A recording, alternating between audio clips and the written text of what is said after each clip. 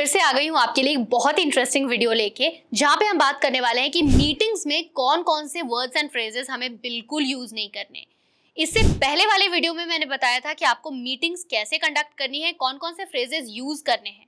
अगर अभी तक वो वीडियो नहीं देखा है तो फटाफट जाके वो वीडियो देखो और फिर आओ इस वीडियो को देखने के लिए। तो चलो स्टार्ट करते हैं अपने पहले फ्रेज से। हमारा पहला फ्रेज ये दिखाता है कि हमारे अंदर थोड़ी सी नेगेटिविटी है।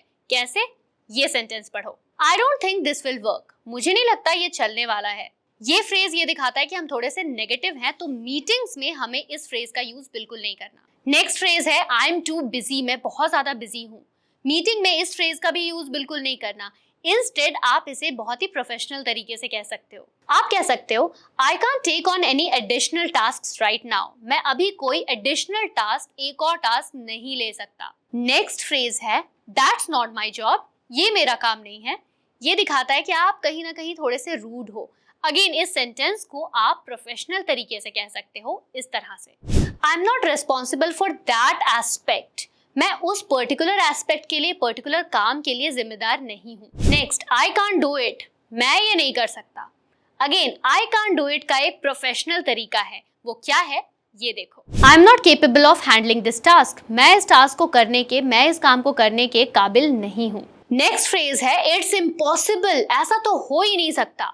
अगेन इट्स इम्पॉसिबल को आप प्रोफेशनल तरीके से कह सकते हो। Achieving the deadline seems not possible, deadlines को मीट करना, डेडलाइंस को अचीव करना पॉसिबल नहीं लग रहा है। Next that's not a priority, मेरे लिए अभी ये ज्यादा इंपॉर्टेंट नहीं है। इंस्टेड आप कह सकते हो we have other pressing matters to look into, जिसका मतलब है कि हमारे पास और भी बहुत काम है जिससे हमें अटेंड करना है, जिस पे हमें ध्यान देना है। अगला, मेरे पास इसके लिए वक्त नहीं है, I don't have time for this. इसे अगेन हम एडवांस इंग्लिश में इस तरह से कह सकते हैं, I am too swamped with other tasks right now, मैं बाकी कामों में बहुत ज्यादा बिजी हूँ। स्वम्प्ड का मतलब होता है बहुत ज्यादा बिजी होना। Next we have tried that before, हमने तो ये पहले भी ट्राई किया है लेकिन ऐसा हुआ नहीं। अगेन इसकी जगह आप एडवांस इंग्लिश में इसे कह सकते हो this approach didn't yield positive result in the past, past में इस अप्रोच को फॉलो करने से हमें कोई पॉजिटिव अच्छे रिजल्ट्स नहीं मिले। अगला फ्रेज दैट्स टू डिफिकल्ट, ये तो बहुत मुश्किल है। इसे भी हम एडवांस तरीके से कह सकते हैं इस तरह से, this task is beyond my capabilities, ये मेरे काबिलियत से बहुत ज्यादा परे है। अगला phrase I am not sure, मैं श्योर नहीं हूँ, मुझे पता नहीं है। इसकी जगह आप कह सकते हो आई don't have an information about it, मेरे पास इसके बारे में कोई जानकारी नहीं है। अगला फ्रेज हम इसे अफोर्ड ही नहीं कर सकते, वी कांट अफोर्ड इट। इसे हम एडवांस इंग्लिश में कह सकते हैं it's not within our budget constraints, ये हमारे बजट के बाहर है। अगला सिचुएशन तब आता है जब आपसे सामने वाला किसी और अप्रोच के बारे में बात कर रहा होता है और आपको उसका अप्रोच पसंद नहीं आता और आप गुस्से में कह देते हो that's not how our company works, इस तरह हमारी कंपनी नहीं चलती। इसे आप बेटर इंग्लिश में, एडवांस्ड इंग्लिश में कैसे कह सकते हो? इस तरह से, our company follows a different approach, हमारी कंपनी एक अलग अप्रोच फॉलो करती है।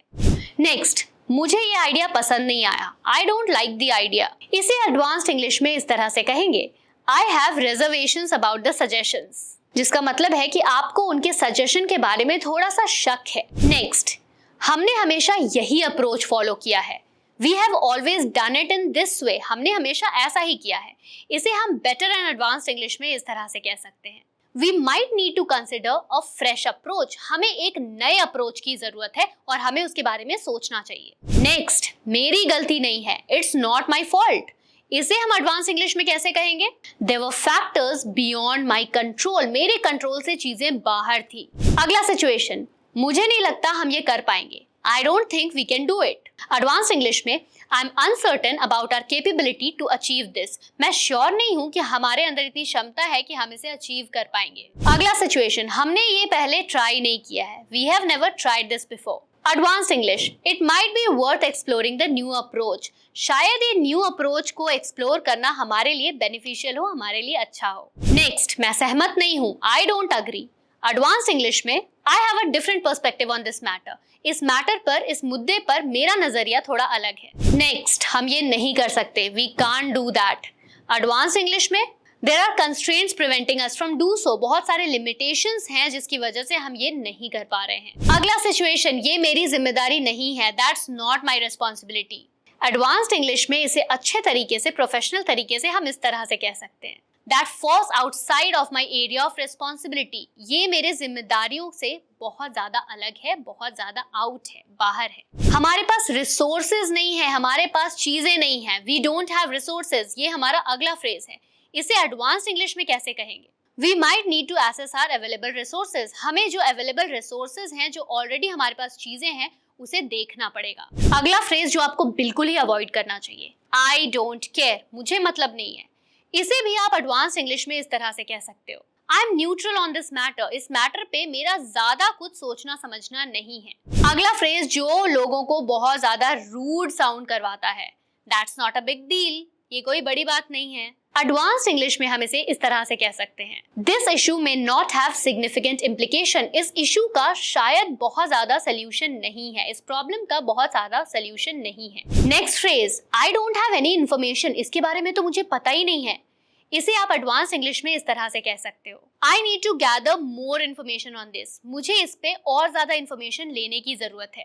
अगला phrase, I am too busy to help. मैं बहुत ज्यादा बिजी हूँ और मैं हेल्प नहीं कर सकता, मैं मदद नहीं कर सकता। एडवांस इंग्लिश में आप कह सकते हो, I am currently occupied with other task. मैं बाकी कामों में ज्यादा बिजी हूँ। अगला रूड फ्रेज है, आई एम नॉट इंटरेस्टेड। मैं बिल्कुल भी इस काम में इंटरेस्टेड नहीं हूँ। एडवांस इंग्लिश में कह सकते हैं, that doesn't align with my current priorities, जिसका मतलब है ये काम मेरे अभी की प्रायोरिटी से मैच नहीं करता। नेक्स्ट, मुझे नहीं लगता ये इंपॉर्टेंट है, I don't think it's important.